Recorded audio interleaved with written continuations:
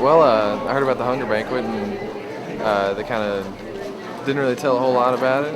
And I was kind of interested and signed up for it. And now I realize what they're doing. And I think it's going to really get students aware of what's going on elsewhere besides the United States. I guess because it's obvious that hunger is bad, in Africa and things like that, and the third world countries, it's horrible. But do we do anything about it, and do we really want to do anything about it? Is a different question, a different thing to talk about. Hold their tickets up, please. Up in the air, please. Okay. The person next to you, will you check the person next to you to make sure they're in the right spot? We have low income on the floor, high income, and middle income.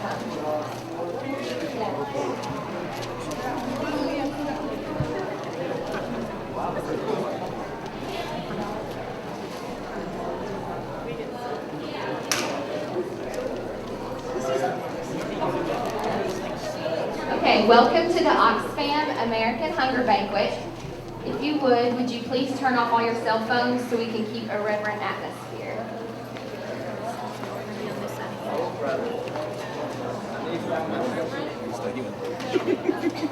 We are here today because 1 billion people live in poverty.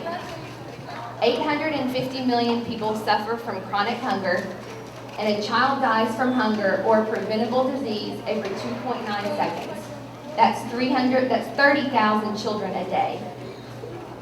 You may think hunger is about too many people and too little food. That's not the case. Our rich and bountiful planet produces enough food to feed every woman, man, and child on Earth. Hunger is about power. Its roots lie in inequalities in access to education and resources. The results are illiteracy, poverty, war, and the inability of families to grow or buy food. Today, you join Oxfam's fight against hunger and poverty. There are solutions. Altering the current system of trade so that it benefits all countries, rich and poor, will help reverse many inequalities that currently keep people poor. For example, if the poorest regions of the world increase their share of world exports by just 1%, they could lift 128 million people out of poverty.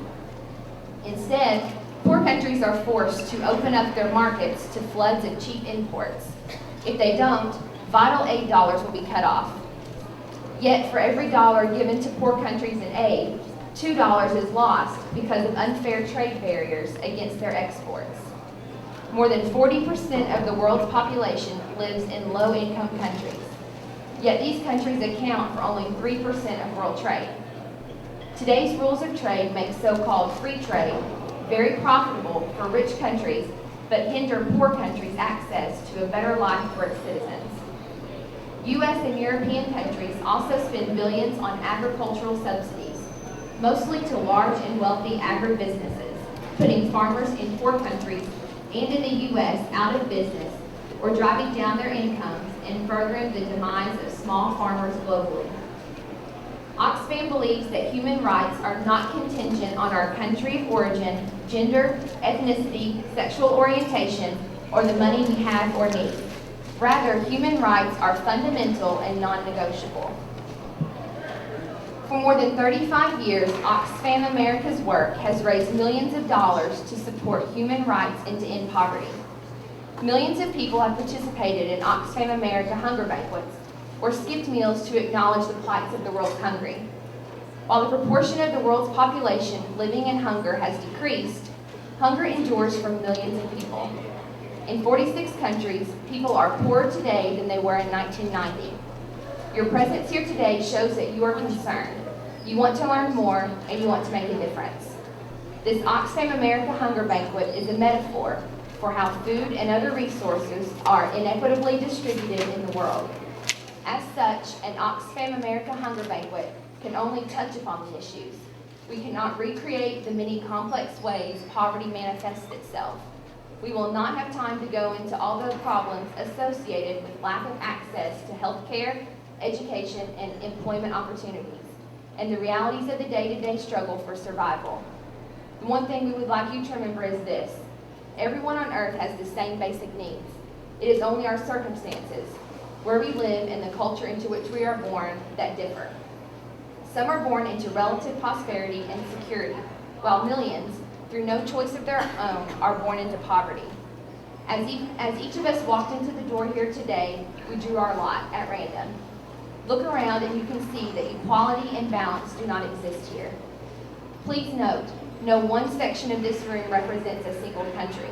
While the U.S. is one of the wealthiest countries on earth, almost 36 million Americans live in poverty. Stark inequalities prevail everywhere. Now I'd like to introduce to you the three segments of this world. But remember, it's too easy to measure this world in purely economic terms. It is really about each person's ability to achieve a sense of security and access to resources. If you're sitting over here in the high-income group, you represent 15% of the world's population, with a per capita income of $9,076 or more. You are fortunate enough to be able to afford a nutritious daily diet. Since many of you exceed your daily requirement of calories, you are likely to face health problems such as heart disease and diabetes. Most of you don't worry about getting health care. You have access to the best medical care in the world. It's a given that your children will attend school. The only uncertainty is how many years they will study after high school. Access to credit, you have more offers than you can count. You and your family live in a comfortable and secure home. You own at least one car and probably have 2 TVs. When you take your annual 2-week vacation, you don't worry about your job disappearing in your absence. You have access to virtually everything you need and the security to enjoy it. If you are sitting over here in the middle income group, you are representing roughly 25% of the world's population. You earn between $912 and $9,075 a year. The levels of access and security you enjoy vary greatly. You live on the edge. For many, it would take losing only one harvest to drought or a serious illness to throw you into poverty. You probably own no land and may work as a day laborer, a job that pays a paltry amount, but it's better than nothing. Your small income allows for some use of electricity and a few years of schooling for your children, especially if they're boys. Alternatively, you may have left your family to go work in the city because subsidies paid to farmers of rich countries have caused them to dump cheap rice, corn, or wheat in your country. The market price has fallen well below the cost of production, making your harvest virtually worthless. You hope that the money you earn from your less than minimum wage job or as domestic help or as a sweatshop worker will eventually allow you to move back home and make a better life for your family. Let me put a real name to a person in this middle income group. Will you on the end please stand? Just stand. This is Romeo Ramirez. In an effort to support his struggling family, Romeo has left his home in Guatemala when he was 13 to find farm work in Mexico. 2 years later, he made the difficult journey to the U.S. to chase the American dream. But the promise of this dream was unattainable. Instead, Romeo toiled in the fields of Florida, where he needed to pick nearly 2 tons of tomatoes to earn $50 a day. You can have a seat. Thank you. If you're sitting here on the floor in the low-income group, you represent the majority of the world's population, roughly 60%. Your average income is less than $911 a year. That's about $2.50 a day, although many of you earn much less. Every day is a struggle to meet your family's basic needs. Finding food, water, and in shelter can consume your entire day. For many of you women, it would not be uncommon to have to walk 5 to 10 miles every day to get water, and then spend several more hours working in the fields, and of course you have to take care of your children.